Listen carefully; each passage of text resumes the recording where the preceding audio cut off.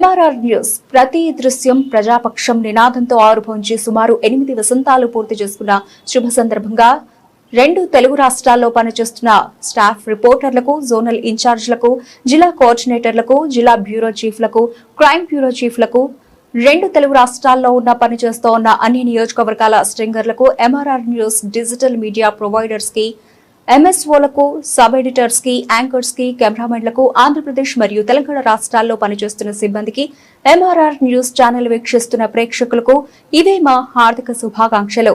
మా ఛానల్ ని వీక్షించండి, లైక్ చేయండి, షేర్ చేయండి, సబ్స్క్రైబ్ చేయండి. గ్రామీణ ప్రాంతం నుండి పట్టణాల వరకు ప్రతి సమస్యను అధికారుల దృష్టికి తీసుకెళ్లి సమస్య పరిష్కారానికి కృషి చేస్తూ ఉన్న ఎంఆర్ఆర్ న్యూస్ ప్రతి దృశ్యం ప్రజాపక్షం నినాదంతో ఆరంభమై నేటికి 8 వసంతాలకు చేరువలో ఉన్న ఎంఆర్ఆర్ న్యూస్ ఛానల్ అతి త్వరలో విశాఖపట్నం, విజయవాడ, గుంటూరు, చిత్తూరు, నెల్లూరు, శ్రీకాకుళం, కర్నూలు, పల్నాడు జిల్లా, విజయనగరం, బాపట్ల, నల్గొండ, హైదరాబాద్, నిర్మల్, ఆదిలాబాద్, సిద్దిపేట జిల్లాల్లో ప్రసారాలు టెలికాస్ట్ కానున్నాయని MRR news managing director M Raja తెలియజేశారు. బులెటిన్ ముగించే ముందు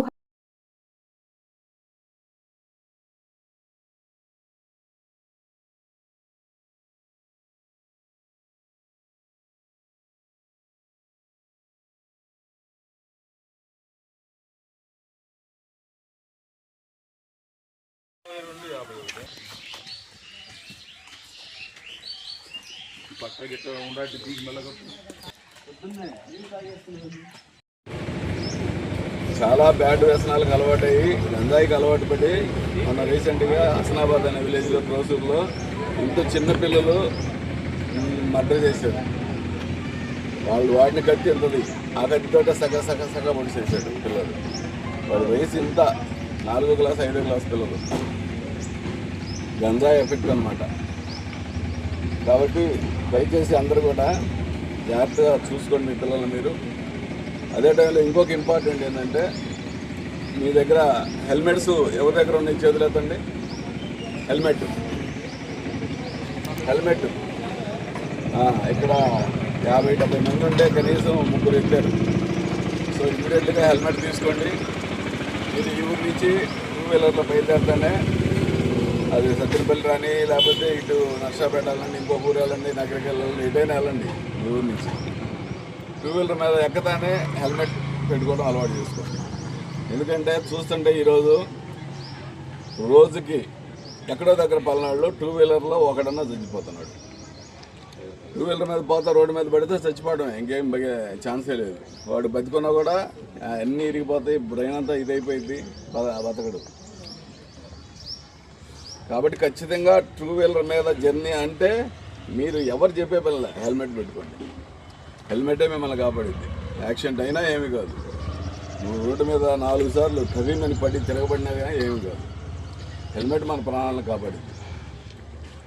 హెల్మెట్ లేకపోతే బండి సీజ్ చేస్తాం, బండ్లు కోర్టుకు పెడుతున్నాం. సత్యనపల్లి టౌన్లో దొరికినా ఎక్కడ దొరికినా సరే, నర్సరాపేటలో మీ ఇష్టం. కాబట్టి అందరూ హెల్మెట్ కొనుక్కొని హెల్మెట్ వాడటం అలవాటు చేసుకోవాలి. ఓకేనా? కేసు కొట్టేసినా సరే ఎలక్షన్ కేసెస్ అన్నీ కూడా లాస్ట్ 20 ఏళ్ళు వెనక్కి తీస్తాం. అందులో మీరు ముద్దాయిగా ఉంటారు. కేసు కొట్టేసినా సరే. సో నీకు ఆ ఎలక్షన్లో గొడవ చేసి అలవాటు ఉంది కాబట్టి నేను పిలుస్తాం పోలీస్ స్టేషన్కి. ఇదేందయ్యా 20 ఏళ్ళు అయింది మా కేసు కొట్టేసి అంటారు. అయినా తప్పదు అది. అందువల్ల దయచేసి ఎలక్షన్స్ టైంలో ఎవరు ఓటు వాళ్ళు వేసుకోవాలి. ప్రశాంతంగా ఎలాంటి గొడవలు ఇన్వాల్వ్ కాకుండా మెయింటైన్ చేసుకోవాలి ఎవరికోళ్ళు. ఇకపోతే ప్రతి ఊర్లో కూడా ఈ మధ్య కొన్ని ఊర్లలో గంజాయి కూడా పిల్లలు, చిన్న వయసు పిల్లలు, ఇంటర్మీడియట్ పిల్లలు, డిగ్రీ పిల్లలు గంజాయి తాగుతున్నారు. ఆ గంజాయి కాలేజీల నుంచి లేకపోతే ఎక్కడి నుంచో తీసుకొచ్చి వేరే బ్యాడ్ అలవాట్లకు అలవాటు పడ్డాడు, దుర్వ్యసనాలకు అలవాటు అయిన పిల్లలు ఈ మంచి పిల్లలకి ఇస్తూ ఉంటారు. అది ఆ పిల్లలు మీరు అవ్వచ్చు, మీ పిల్లలు అవ్వచ్చు, ఎవరైనా అవ్వచ్చు. ఒకసారి గంజాయికి అలవాటు పెడితే ఆ పిల్లోడు ఇంకా మన చేతికి దక్కపోయాడు. వాడితోటి వాడు ఫ్యామిలీని హెరాస్ చేస్తాడు. ఫ్యామిలీని చంపేయడానికి కూడా ట్రై చేస్తున్నారు తల్లిదండ్రులు గంజాయికి అలవాటు పడ్డ పిల్లలు. కాబట్టి దయచేసి గంజాయి విషయంలో మీరందరూ కూడా ఏమాత్రం చిన్న ఇన్ఫర్మేషన్ ఉన్నా వెంటనే ఎస్ఐ గారికి తెలియజేయండి. లేదు ఎస్ఐ గారి నంబర్ లేదు, వెంటనే 112 కొట్టండి. మీ ఫోన్ నుంచి 112 కొడితే ఆటోమేటిక్గా పోలీసు వచ్చేస్తుంది. అదేవిధంగా అదే కాకుండా ఇంకే ఇల్లీగల్ యాక్టివిటీస్ ఉన్నా, ప్యాకెట్లు ఉన్నా సరే, ప్రాస్టిట్యూషన్ ఉన్నా, ఏదున్నా సరే మీరు పోలీసు వారికి తెలియజేయండి. ముఖ్యంగా గంజాయి విషయంలో మాత్రం చాలా జాగ్రత్తగా ఉండండి. మీ పిల్లల్ని మీరు ఎడిపోతున్నారు, ఎవరితో సావాసం చేస్తున్నాడు మన పిల్లడు, స్కూల్కి పోయినాక స్కూల్లో ఎవరితో తిరుగుతున్నాడు, వీడు మంచిగా ఉన్నాడా లేదా, వాడి బ్యాగ్ చెక్ చేయడము, వాడితో మాట్లాడటము, సాయంత్రం వచ్చినాక అప్పుడప్పుడు కనీసం మీరు పనుల్లో ఉంటారు, వ్యవసాయ పనుల్లో, సాయంత్రం మీరు వచ్చేసరికి వాడు ఆడుకొని వచ్చి నిద్రపోతాడు. కానీ 7వ క్లాస్ 8వ క్లాస్ నుంచి మనం అబ్జర్వ్ చేయాలి పిల్లలు. ఈరోజు మా పల్నాడు జిల్లా ఎస్పీ గారి ఉత్తర్వుల మేరకు ఈ రాజుపాలెం పోలీస్ స్టేషన్ పరిధిలో ఉన్నటువంటి ఉప్పలపాడు గ్రామంలో సుమారు 115 మందితోటి పోలీసులు ఆఫీసర్స్ ఇంక్లూడింగ్ అందరం కలిసి కార్డన్ సెర్చ్ ఆపరేషన్ చేయడం జరిగింది. ఈ ఆపరేషన్లో భాగంగా ప్రతి ఇల్లు కూడా సెర్చ్ చేయడం జరిగింది. ఈ చర్చిలో భాగంగా సుమారు 27 రికార్డ్లెస్ 2-వీలర్ వెహికల్స్ సీజ్ చేయడం జరిగింది. అయితే ఈ రికార్డ్లెస్ కనబడే ఈ వెహికల్స్ని మళ్ళీ రీవెరిఫై చేసి ఎవరైనా సరే డాక్యుమెంట్స్ కనుక్కుంటే తీసుకొస్తే బండ్లు పంపించడం జరుగుతుంది. డాక్యుమెంట్స్ లేనటువంటి వాటిని దొంగ వెహికల్స్గా భావించి కోర్టులో పెట్టడం జరుగుతుంది. అయితే ఈ ఆపరేషన్ ఎందుకు చేస్తున్నామంటే